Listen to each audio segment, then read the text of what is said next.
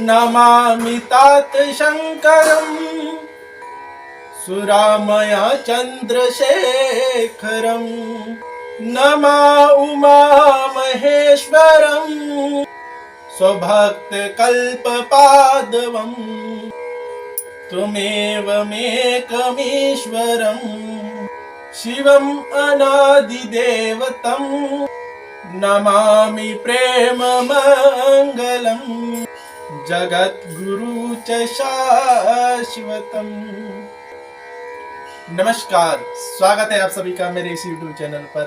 हमने पिछले अध्याय के महत्व में सुना था कि किस प्रकार इस शिव महापुराण की कथा विधि है।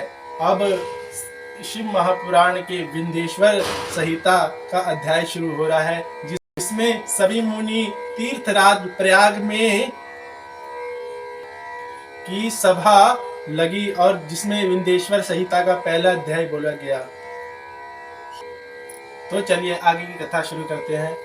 देवादिदेव महादेव शिव शंकर के चरणों का कमलों का ध्यान कर कर महामुनि वेद व्यास जी बोले, हे तात, तीर्थराज प्रयाग जहां परम पुनीत प्रयाग में भागीरथी और यमुना का संगम होता है, उस स्थान पर एक दिन समस्त ऋषि मुनि एकत्रित होकर उन्होंने लोक कल्याण के लिए एक धर्म सभा आरंभ की।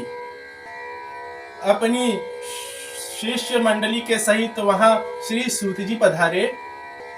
उन्हें आते देख समस्त ऋषि मुनि अपने अपने आसनों से उठ खड़े हुए और उनका पूजन करने लगे।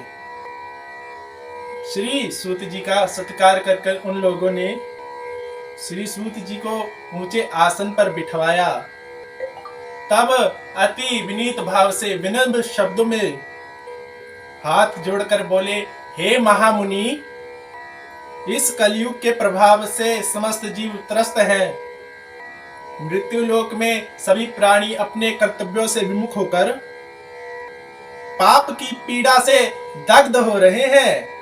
हे ऋषि, कली के प्रभाव से प्राणी दूसरों की निंदा करता है। चोर और पराई स्त्रियों से रमण करने वाले, हत्यारे, घमंडी और आध्यात्मिक ज्ञान से अभिष्ट और भगवान में श्रद्धा ना करने वाले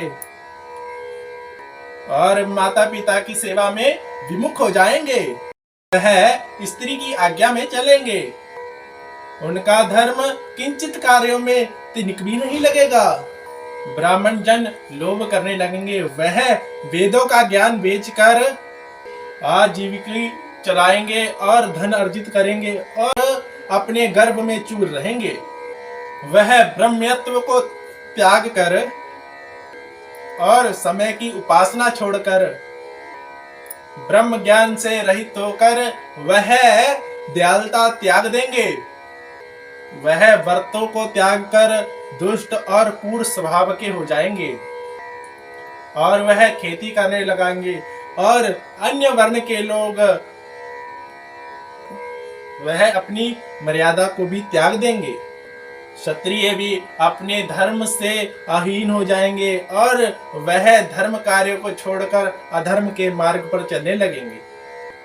वह पापी, अधर्मी, वह सभी इंद्रियों के कामी होंगे। स्वाभिमान का भाव उनके हृदय से ही निकल जाएगा। उन्हें स्वतंत्रता में ही सुख की प्राप्ति होगी। वह भोगों में लिप्त होकर हर समय स्त्रियों का ही कामना करते रहेंगे। वह मांस, मदिरा, दूध आदि में ही अपना समय व्यतीत करेंगे और वैश्याओं के नाच नचाने पर ही उनको प्रसन्नता होगी।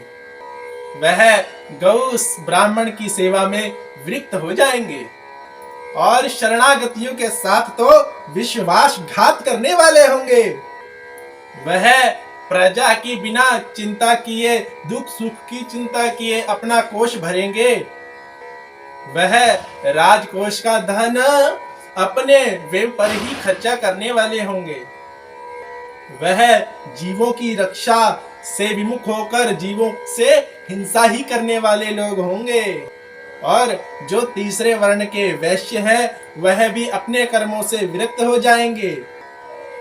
वह सनातन कार्य से ही विहीन हो जाएंगे। वह धर्म को त्याग कर अधर्म को ही ग्रहण करेंगे और तराजू की डंडी को अधर्म वृत्ति होने के कारण वह कौशलता पूर्वक अपने ही धर्म का राज चलाएंगे और अपनी ही मनमानी करेंगे, जिससे कि उसका ही परम लाभ करना अपना लाभ करना ही समझेंगे। वह हृदयहीन होकर दरिद्रों का खून चूसेंगे और नाना प्रकार से अधर्म कर कर उनको त्रास्त करेंगे और त्रास्त देकर अपना और इसी में अपना लाभ समझेंगे। उन्हें अपने गुरु पिता माता और भाई बंधियों को और ब्राह्मणों और इष्ट देवता के प्रति बिल्कुल ही श्रद्धा उत्पन्न नहीं होगी। वह महान कामुकहीन और अपना ही स्वार्थ देखने वाले होंगे। वह लोग लोभ के कारण अपनी कन्या का विवाह करने तक में तनिक भी नहीं सोचेंगे। इसी प्रकार शूद्र भी अपने कर्मों से नहीं चूकेंगे और धर्महीन हो जाएंगे। वह स्नान कर ब्राह्मणों की ही तरह अपने शरीर पर तिलक और चाप लगाएंगे। वह ब्राह्मणों की तरह आचार विचार करेंगे और उनसे धर्मों पर भी तर्क वितर्क करेंगे।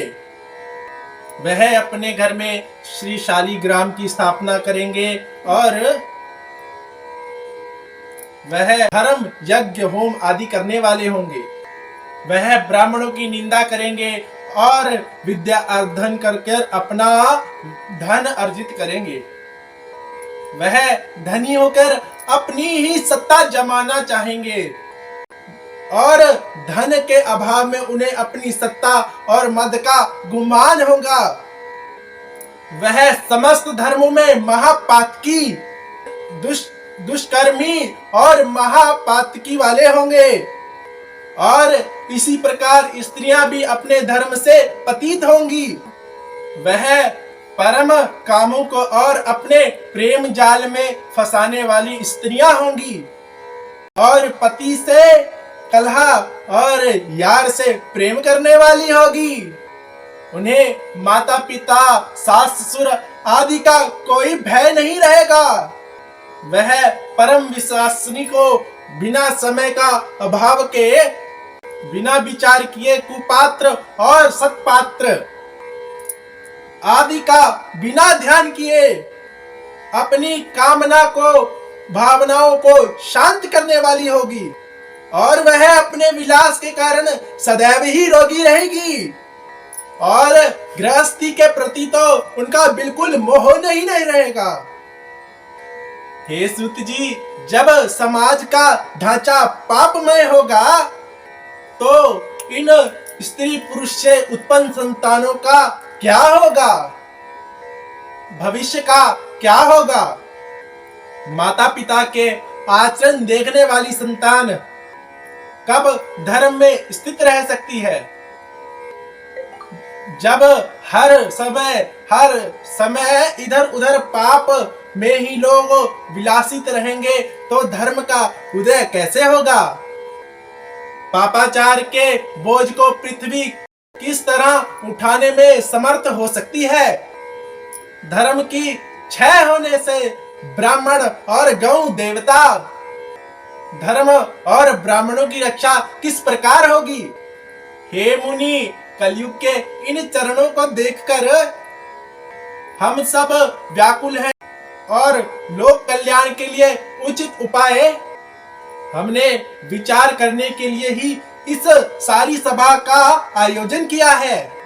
आप सभी ग्रंथों और धर्मों के ज्ञाता हो और परम उपकारी हो, इसीलिए हम सबकी इच्छा है कि आप हमें ऐसा कोई सरल उपाय बताएं जिसमें कलयुग में लोग अपना पापों को नाश करके अपने धर्मों की रक्षा करने में समर्थ हो।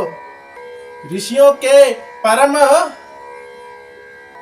कल्याणकारी निवेदन को सुनकर श्री सूत जी कुछ देर तक मौन ही रहे। उन्होंने मन ही मन भगवान शंकर का ध्यान किया और जब उन्हें परम शांति का प्राप्ति हुई तो वह मधुर मधुर मुस्कुराते हुए ऋषि जनों से बोले, बोलिए शंकर भगवान की जय, भक्त और भगवान की जय। आगे की कथा अगले एपिसोड में। आप हमसे ऐसे ही जुड़े रहिए और आगे की कथा सुनने के लिए हमारा चैनल सब्सक्राइब करिए, जिससे आपको प्रतिदिन शिव महापुराण की कथा प्राप्त हो सके। जय जय श्री राधे, हर हर महादेव।